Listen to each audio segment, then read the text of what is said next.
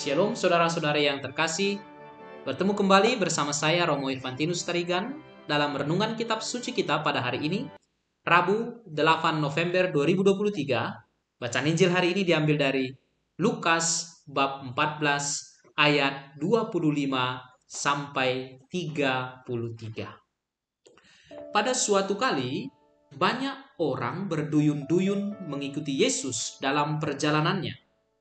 Ia berpaling dan berkata kepada mereka, "Jikalau seseorang datang kepadaku dan ia tidak membenci ayahnya, ibunya, istrinya, anak-anaknya, saudara-saudaranya laki-laki atau perempuan, bahkan nyawanya sendiri, ia tidak dapat menjadi muridku.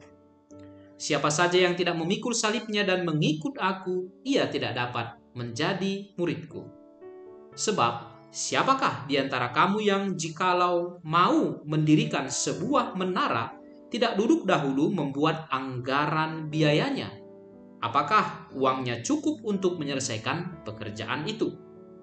Jangan sampai setelah ia meletakkan dasarnya, namun tidak mampu menyelesaikannya, semua orang yang melihatnya mengejek dia dan berkata, 'Orang itu mulai mendirikan, tetapi ia tidak mampu menyelesaikan.'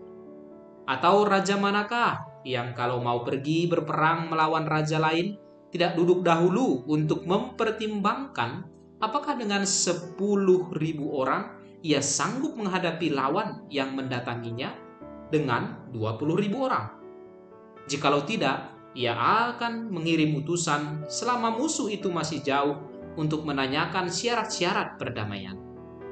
Demikian pula lah tiap-tiap orang di antara kamu yang tidak melepaskan dirinya dari segala miliknya tidak dapat menjadi muridku." Saudara-saudari yang terkasih, saya dibaptis bayi. Umur saya waktu itu masih 40 hari. Itu saya tahu ketika melihat surat baptis saya. Artinya, saya tidak pernah mengalami sebuah proses pergulatan pikiran atau hati dalam memilih untuk menjadi pengikut Kristus atau tidak sebelum saya dibaptis. Saya terlahir di keluarga Katolik, hidup dan bertumbuh dalam tradisi itu. Proses pergulatan iman saya datang malah setelah saya terbaptis, bukan sebelumnya.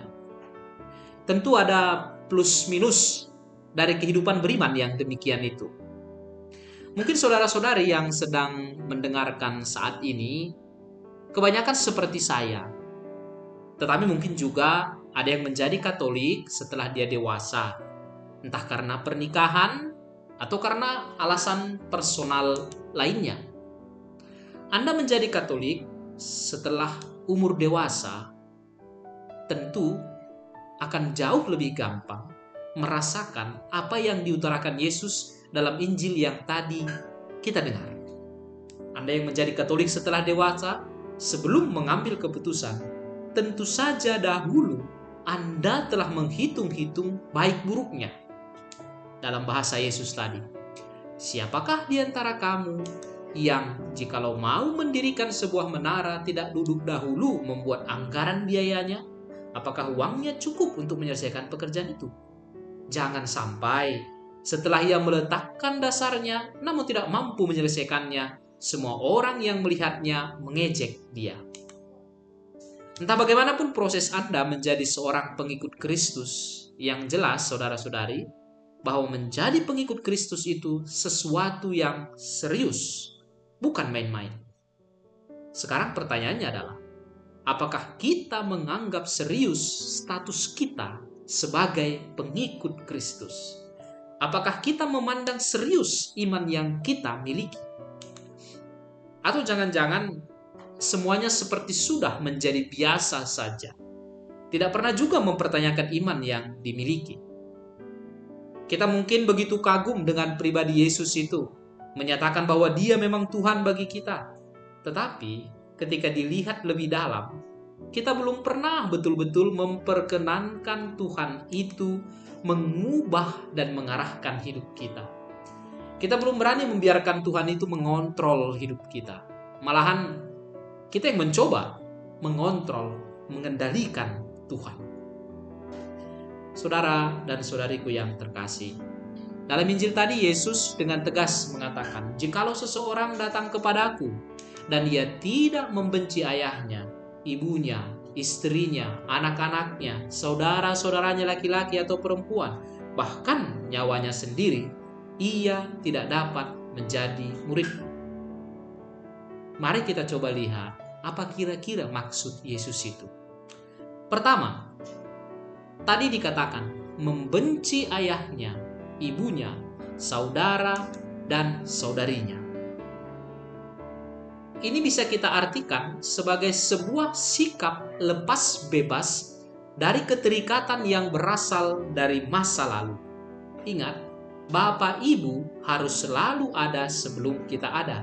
Saudara atau saudari adalah orang yang ada bersama kita ketika kita belum membentuk masa depan dalam keluarga yang baru. Dalam konteks yang lebih luas, saudara-saudariku yang terkasih, kita bisa mengartikan demikian. Orang-orang yang mau mengikuti Yesus harus lepas bebas dari keberhasilan-keberhasilan masa lalu. Harus lepas bebas dari keterpurukan-keterpurukan di masa lalu. Ringkasnya, harus lepas bebas dari keberhasilan atau persoalan di masa lalu. Hidupnya harus tergantung dari Tuhan saja. Tergantung pada Tuhan saja. Yang kedua, Yesus juga mengatakan membenci istrinya dan anak-anaknya. Ini bisa diartikan sebagai sebuah keterikatan pada sesuatu yang berada di masa depan.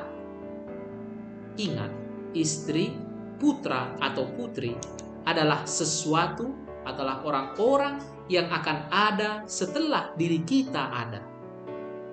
Maka dalam konteks yang lebih luas, ini bisa diartikan bahwa menjadi murid Kristus harus lepas bebas dari ketakutan-ketakutan akan masa depan.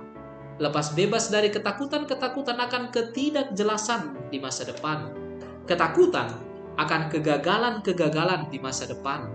Ketakutan akan kematian di masa depan, dan sebagainya. Para pengikut Kristus harus berani menggantungkan dirinya pada Tuhan saja. Yang ketiga, Yesus mengatakan sesuatu yang lebih ekstrim lagi. Dikatakannya tadi, bahkan membenci nyawanya sendiri. Saudara-saudari, apa yang sungguh real kita miliki saat ini? Apa yang sungguh nyata kita miliki saat ini? Nyawa kita, nafas kita. Ketika Anda masih bisa mendengar apa yang saya katakan ini, berarti Anda masih bernyawa. Itu yang nyata kita pegang saat ini. Tetapi Yesus mengatakan, siapa yang begitu mempertahankan apa yang dia miliki saat ini, yakni nyawanya, tidak pantas menjadi pengikut Kristus. Pengikut Kristus harus menggantungkan hidupnya pada Kristus saja. Lalu saudara-saudariku yang terkasih, apakah ini artinya kita harus membenci segala sesuatu dari masa lalu, saat ini, dan di masa depan demi mengikuti Kristus? Bukan demikian. Yesus hanya mau menegaskan bahwa menjadi pengikutnya itu adalah sesuatu yang serius, bukan main-main. Tuntutannya berat dan besar.